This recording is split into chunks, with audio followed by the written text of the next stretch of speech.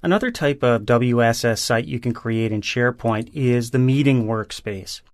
Meeting workspaces can be used during every meeting stage, and they're designed specifically for organizing meeting materials and facilitating meeting planning and follow-up.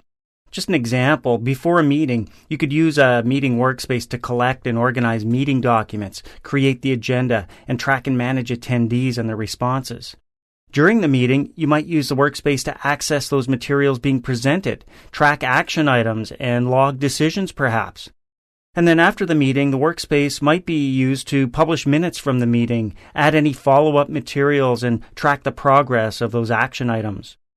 There are several templates for various types of meeting workspaces, 5 in all, but let's start by checking out the typical layout of a basic meeting workspace. Meeting workspaces have their own layout, different from other types of sites in SharePoint. What is the same, though, if we go up to the very top, is that you still have at the very, very top the global links bar. We talked about that in a previous lesson. It remains constant no matter what sites you display. And then down below, we've also got this title area, and we've got our navigation bar.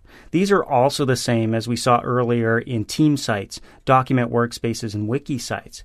But what's different is the page list. So you've got tabs down below representing the pages in your meeting.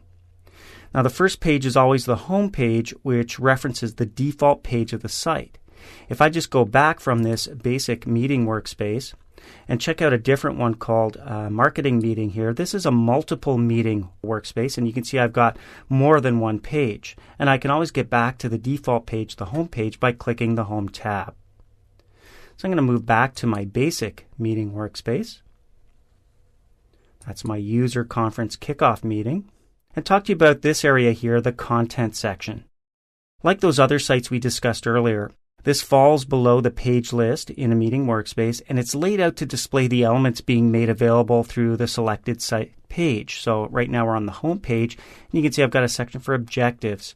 Here's where I track my attendees, any agendas that are being used for the meeting. There's even a document library where I can keep track of all of the documents for this meeting. So you can see here in my content section, I've actually got a left and a right-hand zone.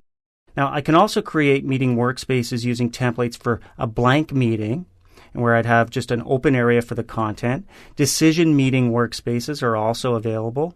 Social meeting workspaces. We saw multiple meeting workspaces a minute ago. And we've also got recurring meeting workspaces. All of these templates are available when you create your meeting workspace. We'll look at them a little bit later on. They're all slightly different in layout, and they're tailored to the type of workspace that you've chosen.